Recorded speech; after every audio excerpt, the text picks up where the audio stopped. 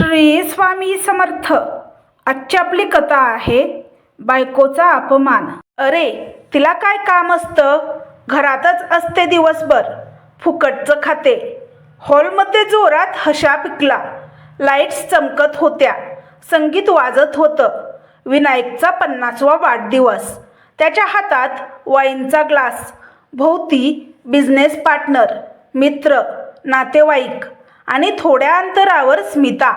हातात ज्यूसचा ग्लास, पैठणीचा पल्लू खांद्यावरून अलगद घसरला, पण चेहऱ्यावर सवयीचं हसू.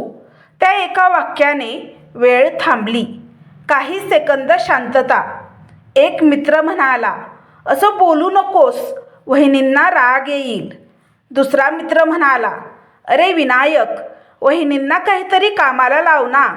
विनायक हसत म्हणाला, तिला कसलं काम येतंय, घरात बसायचं, AC लावायचा आणि माझ्या कमाईवर जगायचं. पुन्हा हशा. स्मिताच्या डोळ्यात नकळत पाणी आलं.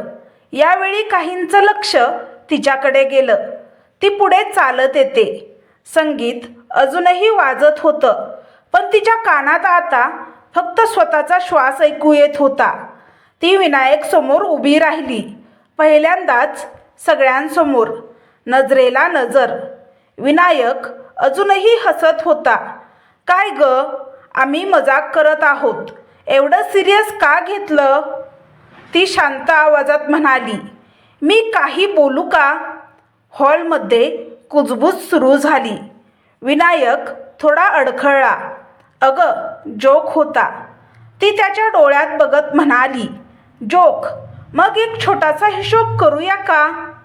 पूर्ण हॉल शांत. ती उत्तर देते, तू म्हणालास मी फुकट खाते. ती पुढे म्हणाली, या पार्टीचा केटरर कोणी बुक केला? डेकोरेशनचा ॲडव्हान्स कोणी दिलं? तुझ्या बिझनेसच्या पहिल्या वर्षी जेव्हा लॉस झाला तेव्हा माझे दागिने कोणी गहाण ठेवले? विनायकचा चेहरा बदलायला लागला. ती थांबली नाही. तुझ्या आईला स्ट्रोक आला होता तेव्हा 6 महिने रुग्णालयात कोण बसलं होतं? तुझ्या मुलाला बोर्डाच्या परीक्षात ताप असताना रात्री कोण जागत होतं? तिचा आवाज ओरडणारा नव्हता, पण प्रत्येक शब्द धारदार होता. शेवटचं वाक्य. ती एक पाऊल पुढे आली. मी पगार घेत नाही म्हणून माझं काम फुकट होतं? तिने थेट त्याच्या डोळ्यात पाहिलं. फुकट नाही विनायक, मी या घरात आयुष्य गुंतवलं आहे. हॉलमध्ये मृत शांतता. कोणी हसत नव्हतं, कोणी बोलत नव्हतं. विनायकच्या हातातला ग्लास थोडासा हलला. पहिल्यांदाच त्याला जाणवलं, ही तीच स्मिता नाही जी नेहमी गप्प राहायची. आज ती उभी आहे स्वतःसाठी. वातावरण बदलतं. सासरे खुर्चीतून उठले. विनायक, ते शांत पण ठाम आवाजात म्हणाले, तुझ्या आईला आज ज्या सुनेचा अभिमान आहे तिला फुकट म्हणू नकोस. मुलगा आदित्य पुढे आला. आई, तू आहेस म्हणून या घरातल्या सगळ्या गोष्टी व्यवस्थित चालत आहेत. तुझ्याशिवाय आम्ही अपूर्ण आहोत. स्मिताच्या डोळ्यात अश्रू होते, पण ते अश्रू पराभवाचे नव्हते, ते स्वाभिमानाचे होते. संगीत सुरू असतं, पण आता वातावरण वेगळं होतं. कारण आज पहिल्यांदा स्मिता फक्त गृहिणी नव्हती, ती स्वतःचा आवाज होती. पार्टी संपली होती. लाईट्स अजूनही लावलेले होते, पण त्याची चमक आता बोथट वाटत होती. टेबलावर अर्धवट रिकामे ग्लास, केकचे तुकडे आणि गुंडाळलेले टिश्यू पडलेले होते.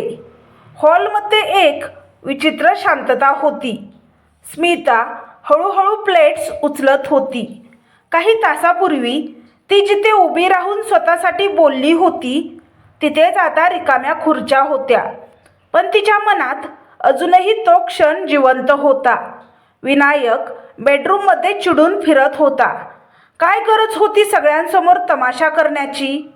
तो मोठ्याने म्हणाला. स्मिता शांतपणे कपाटात साडी ठेवत होती. तमाशा मी केला? तिने वळून विचारलं. अगं, जोक होता. बिझनेस सर्कलमध्ये असं चालतं. ती हलक्या आवाजात म्हणाली. बायकोचा अपमान चालतो का त्या सर्कलमध्ये? विनायक काही क्षण गप्प राहिला, पण त्याचा अहंकार अजून जिवंत होता. तू जास्त रिॲक्ट करते आहेस, स्मिता थेट म्हणाली. 20 वर्ष गप्प राहिले, आज जास्त बोलले असं तुला वाटतंय? त्या रात्री दोघे एकाच खोलीत होते, पण खूप दूर. दुसऱ्या दिवशी सकाळ. स्मिता स्वयंपाकघरात चहा करत होती. आदित्य शांतपणे आला. आई, तिने वळून पाहिलं. त्याच्या चेहऱ्यावर गंभीरपणा होता. काल तू जे बोललीस, मला अभिमान वाटला. स्मिताच्या हातातील चमचा थांबला. लोक काय म्हणतील माहीत नाही, तो पुढे म्हणाला. पण मला माहिती आहे तू किती केलं आहेस. ती हलकसं हसली. आई, तू पुन्हा काम सुरू कर ना. तो शब्द तिच्या मनात खोलवर गेले. काम? 20 वर्षांनी कोणीतरी तिला त्या ओळखीने हाक मारली होती. दुपारी सासूबाई तिच्या खोलीत आल्या. स्मिता, बस जरा. त्यांचा आवाज मऊ होता. काल विनायकने चुकीचं बोललं. आम्हीही काही बोललो नाही, ते आमचं चुकलं. स्मिता शांत होती. सासूबाई पुढे म्हणाल्या. मी आयुष्यभर घरात काम केलं तुझ्यासारखंच, पण कधी फुकट हा शब्द ऐकला नाही. सासरेही आत आले. स्मिता, ते म्हणाले, तू या घराचा पाया आहेस. पाया दिसत नाही म्हणून त्याची किंमत कमी होत नाही. त्या क्षणी स्मिताच्या डोळ्यात पाणी आलं. ती पहिल्यांदा एकटी वाटत नव्हती. ऑफिसमध्ये विनायक बैचेन होता. मित्राने हलक्या फुलक्या सुरात विचारलं, अरे काल वहिनींनी जोरदार स्पीच दिलं रे. सगळे हसले, पण त्याला हसू आलं नाही. त्याच्या मनात सतत तिचं वाक्य घुमत होतं. मी आयुष्य गुंतवलं आहे. तो स्वतःशी म्हणाला. मी खरंच एवढा चुकीचा आहे का? पण लगेच त्याचा अहंकार बोलला. ती जास्तच सिरियस झाली. संध्याकाळी स्मिता बाल्कनीत बसली होती. हातात तिची जुनी फाईल, बँकेचे अपॉइंटमेंट लेटर, जुने ID कार्ड, तिचा पहिला पगार स्लिप. तिने हलक्या हाताने त्या कागदांना स्पर्श केला. मी अजूनही करू शकते का? ती स्वतःला विचारत होती. आदित्य मागून म्हणाला, तू करू शकतेस. तिने वळून पाहिलं. तो हसत होता. मी तुझा CV अपडेट केला आहे, तो म्हणाला. स्मिता अवाक झाली. आई, तू आमच्यासाठी खूप केलं आहेस, आता स्वतःसाठी कर. त्या रात्री जेवताना सासरे म्हणाले, स्मिता, तू जर कामाला जायचं ठरवलंस तर घर आम्ही सांभाळू. सासूबाई जोडून म्हणाल्या, मी सकाळचा स्वयंपाक करेन, तू संध्याकाळी पाहशील. आदित्य म्हणाला, मी मार्केटिंग, बिल्स आणि ऑनलाईन पेमेंट सांभाळेन. स्मिताच्या मनात काहीतरी हललं. हे घर तिच्या मागे उभं होतं, फक्त एक माणूस सोडून. जेवणानंतर विनायक तिच्यासमोर बसला. तू खरंच नोकरी करणार आहेस? हो, आता या वयात. ती शांतपणे म्हणाली. माझं वय मला अडवत नाही, माझी भीती अडवत होती. तो चिडला. लोक काय म्हणतील? तिने त्याच्याकडे पाहिलं. काल त्यांनी काही म्हटलं नाही. तो गप्प झाला. दुसऱ्या दिवशी स्मिताने तिच्या जुन्या बँकेत फोन केला. मी स्मिता देशमुख बोलते आहे. मी पूर्वी फायनान्स डिपार्टमेंटमध्ये होते. फोनच्या दुसऱ्या टोकाला काही सेकंद शांतता. ओ स्मिता मॅडम, किती वर्षांनी? तिच्या चेहऱ्यावर हलकंसं हसू आलं. इंटरव्ह्यू ठरला. सासूबाईंनी तिची साडी निवडली. ही घाल, तुला छान दिसते, यामुळे आत्मविश्वास येईल. आदित्यने तिचे प्रेझेंटेशन तयार केलं. सासरे म्हणाले, तू नक्की सिलेक्ट होशील. विनायक दुरून पाहत होता. त्याला वाटत होतं त्याच्या हातातून काहीतरी सुटत आहे, किंवा कदाचित काहीतरी बदलत होतं. इंटरव्ह्यूच्या आधी स्मिता आरशासमोर उभी होती. ती स्वतःकडे पाहत म्हणाली, तू फुकट नाहीस. तिच्या आवाजात भीती नव्हती, फक्त निर्धार होता. ती घराबाहेर पडली. गेट बंद करताना तिने घराकडे पाहिलं. हे घर तिचं होतं, पण आता तिचं आयुष्यही तिचं असणार होतं. आत विनायक खिडकीतून तिला जाताना पाहत होता. त्याच्या मनात पहिल्यांदा अपराधीपणाचं बी पेरलं गेलं होतं. सकाळचे 9:30 वाजले होते. स्मिता बँकेच्या मोठ्या काचेच्या इमारतीसमोर उभी होती. हातात फाईल, मनात हजारो विचार. 20 वर्षानंतर ती पुन्हा ऑफिसच्या जगात पाऊल टाकत होती. मी करू शकते, ती स्वतःलाच सांगत होती. पण आत कुठेतरी एक भीतीही होती. जग बदललं आहे. मी बदलले आहे का? पहिला interview. Come in Mrs Deshmukh. ती आत बसली. समोर 3 अधिकारी. लॅपटॉप उघडे. स्क्रीनवर चार्ट्स. तुमचा अनुभव चांगला आहे, एक अधिकारी म्हणाला, पण तुमचा गॅप 20 वर्षाचा आहे. हो, ती शांतपणे म्हणाली. दुसरा अधिकारी म्हणाला, या काळात बँकिंग पूर्णपणे डिजिटल झालं आहे. Online auditing, cloud based accounting, AI analytic. तुम्हाला या सॉफ्टवेअरची माहिती आहे का? स्मिता क्षणभर गप्प राहिली. ती जुन्या लेजर बुक्स, कॅल्क्युलेटर आणि बेसिक सिस्टीमवर काम करत होती. हे सगळं नवीन होतं. मी शिकू शकते, ती म्हणाली. अधिकारी हलकसं हसले. आम्हाला लगेच कामाला लागू शकणारी व्यक्ती हवी आहे. आणि फ्रँकली, तुम्ही ओव्हर एज आहात. तो शब्द तिच्या कानात घुमला. Over age. आम्ही तुम्हाला कळवतो, ते म्हणाले. ती बाहेर पडली. बँकेच्या पायऱ्यावर बसून ती काही क्षण शांत राहिली. तिला पार्टीतील तो क्षण आठवला. फुकट खाते. आता दुसरा शब्द, ओव्हर एज. ती अचानक खूप लहान वाटू लागली. घरी परतताना रस्त्यावर लोकांची गर्दी होती. सगळे धावत होते, मोबाईलवर बोलत होते. तिला जाणवलं, जग खरंच बदललं आहे. घरी पोहोचल्यावर सासूबाईंनी विचारलं, कसं झालं? तिने जबरदस्तीने हसत म्हटलं, ठीक. पण आदित्यने तिच्या डोळ्यातलं पाणी पाहिलं.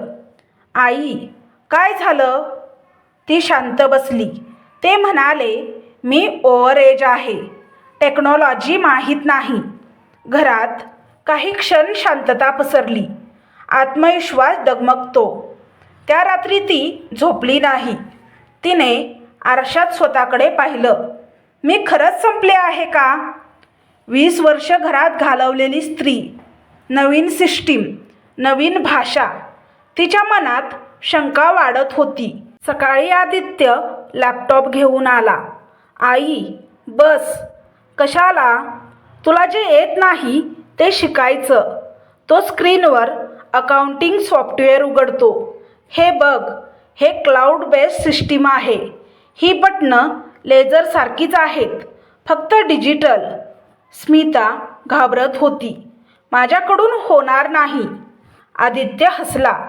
तू मला सायकल शिकवली होतीस. पडल्यावर पुन्हा उभं राहायला शिकवलंस. आता माझी पाळी. त्या शब्दांनी तिच्या मनात पुन्हा ज्वाला पेटली. ती दररोज 2 तास अभ्यास करू लागली.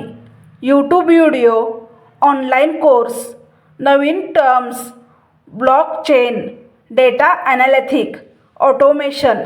सुरुवातीला डोळे दुखत होते, भीती वाटत होती, पण ती थांबली नाही. सासूबाई स्वयंपाक पाहत होत्या. सासरे शांतपणे म्हणाले, तू जिंकशील. दुसरा इंटरव्ह्यू. 2 आठवड्यांनी ती दुसऱ्या बँकेत गेली. तुम्हाला ERP सिस्टीम येते? अधिकारी विचारतो.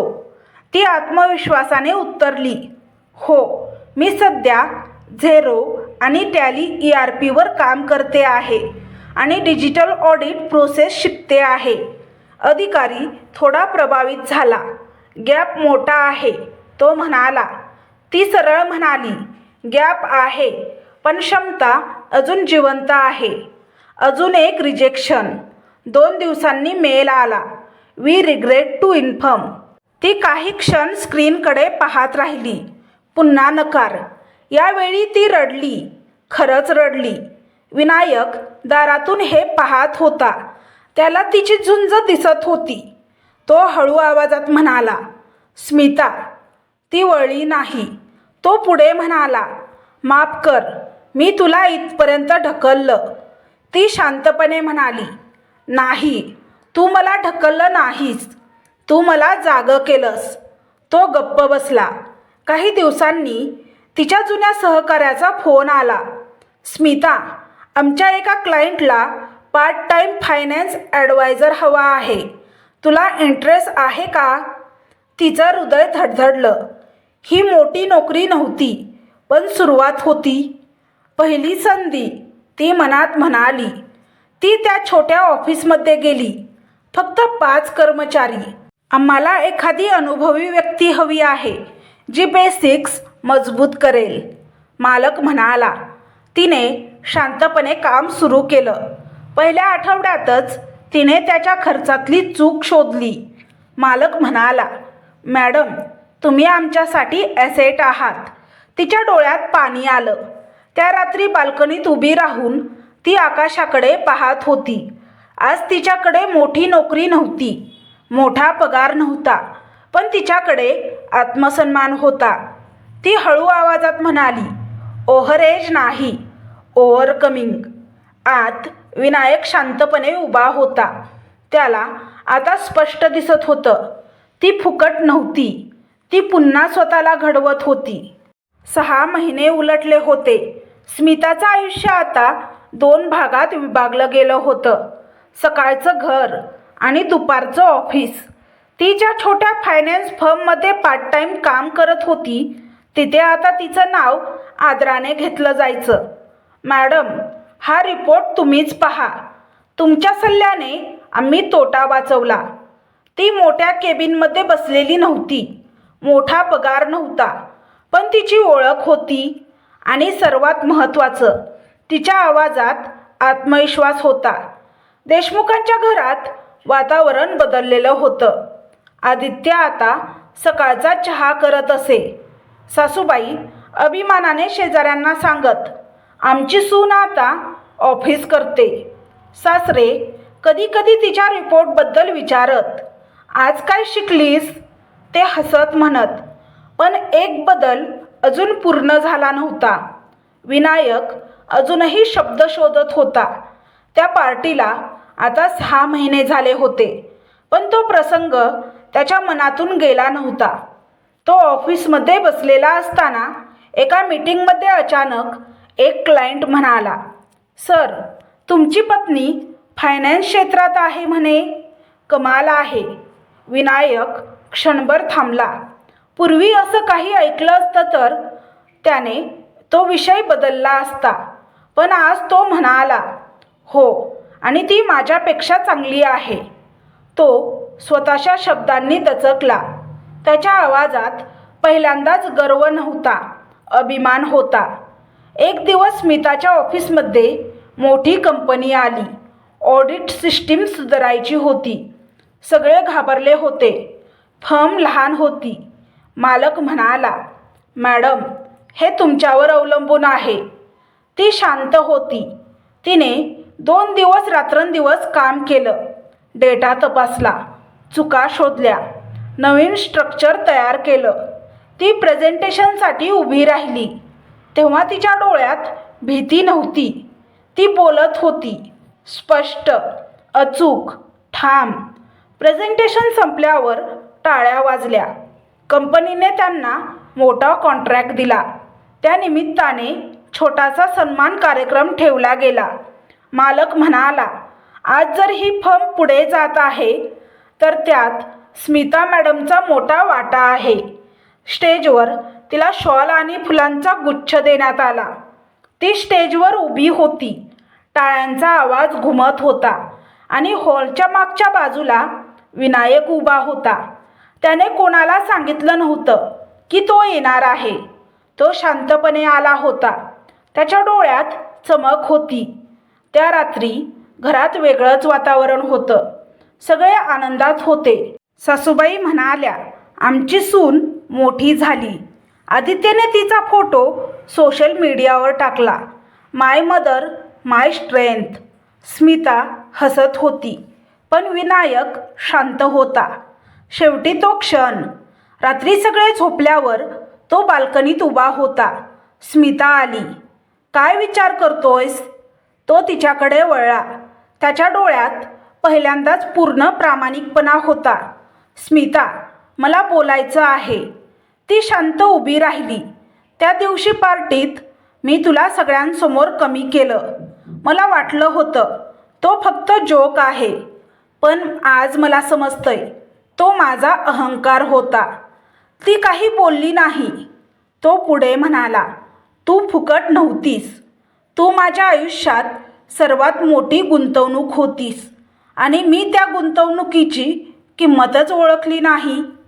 त्याचा आवाज थरथरत होता. माफ कर. ती काही क्षण शांत राहिली. नंतर हलक्या आवाजात म्हणाली, मला तुझी माफी हवी नव्हती विनायक. मला तुझा सन्मान हवा होता. तो मान खाली घालतो. ती पुढे म्हणाली, आज तू जे बोललास ते पुरेसे आहे, कारण आज ते खऱ्या मनाने आहे. तो तिच्या डोळ्यात पाहतो. आता पुढे आपण दोघं मिळून चालूया. ती हलकसं हसते. मी कधीच वेगळी चालले नव्हते.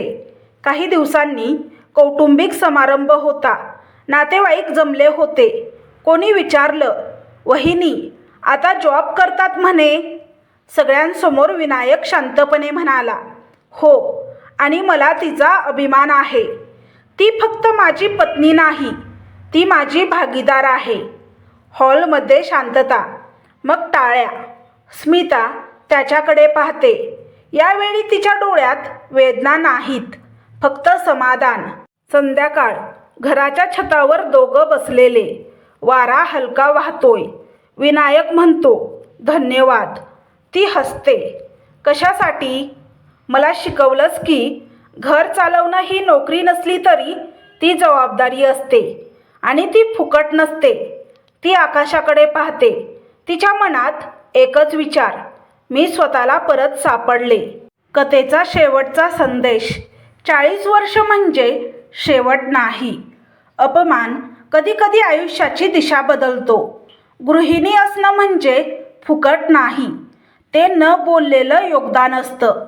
आणि जेव्हा स्त्री स्वतःचा मार्ग निवडते, ती फक्त स्वतःचं आयुष्य बदलत नाही, ती घराचं भविष्य बदलते. तर तुम्हाला ही कथा कशी वाटली हे कमेंट बॉक्समध्ये कमेंट करून नक्की सांगा. कथा आवडल्यास व्हिडिओला लाईक, शेअर, सबस्क्राईब करा. व्हिडिओला हाईप करा, जेणेकरून हा व्हिडिओ जास्त प्रेक्षकांपर्यंत पोहोचेल. व्हिडिओ पाहिल्याबद्दल धन्यवाद. श्री स्वामी समर्थ.